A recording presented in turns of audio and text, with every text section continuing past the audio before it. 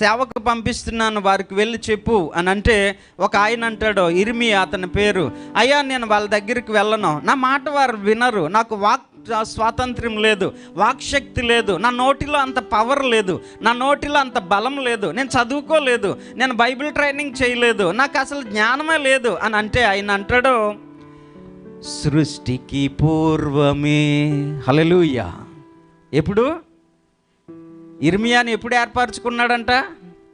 పాటలో పాడేయటం కాదు, ఆ గుండె లోతుల్లో నుంచి దేవుడు వారికి రాసేవారందరికీ, ఈ ప్రపంచంలో రాసేవారందరికీ ఆ వజ్రాన్నే దేవుడి గుండెల్లో నుంచి ఒక వజ్రం అలా వరంలాగా వాళ్ళ గుండెల్లోకి వేసేసాడంతే. ఈయన అంటాడు, నేను వెళ్ళను, నేను స్తుతించను. అప్పుడే ఆ నోరు చచ్చింది దానితో లెక్క.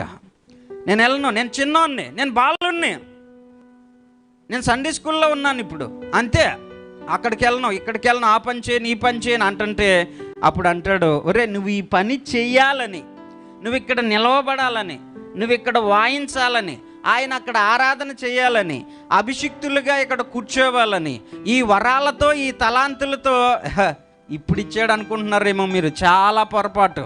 ఇక్కడ ప్రతి పని చేసే బాధ్యత ఇప్పుడు ఇచ్చింది కాదు, సృష్టికి పూర్వమే నీ దృష్టిలో నేను స్మృతినయ్యున్నాను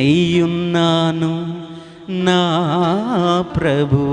చెప్పండి, ఇప్పుడు నువ్వు పాడుతున్నావు, ఇందాక అన్నావు, అందరినీ కలిపాడు నాని అన్న. పాడుతున్నావంటే, స్తుతిస్తున్నావంటే, రాస్తున్నావంటే, సేవ చేస్తున్నావంటే, ఆరాధన చేస్తున్నావంటే, ఇప్పుడుది కాదు, ఎవరో ఇచ్చిన భాగ్యం అనుకోవద్దు. నేను ఇక్కడ నిలబడాలన్నా, కూర్చోవాలన్నా, నువ్వు కూర్చుని వింటున్నా, సృష్టికి పూర్వమే ఈరోజు రాయబడింది. నమ్మితే దేవునికి స్తోత్రం చెప్పండి. ఇప్పుడు ఫైనల్గా నేనేం చెప్తున్నానని తెలుసా? ఒకవేళ ఈ అనుభవాల్లో ఉంటే, నేను బాలుణ్ణి అనే అనుభవంలో ఉంటే, నత్తోణ్ణి అనే అనుభవంలో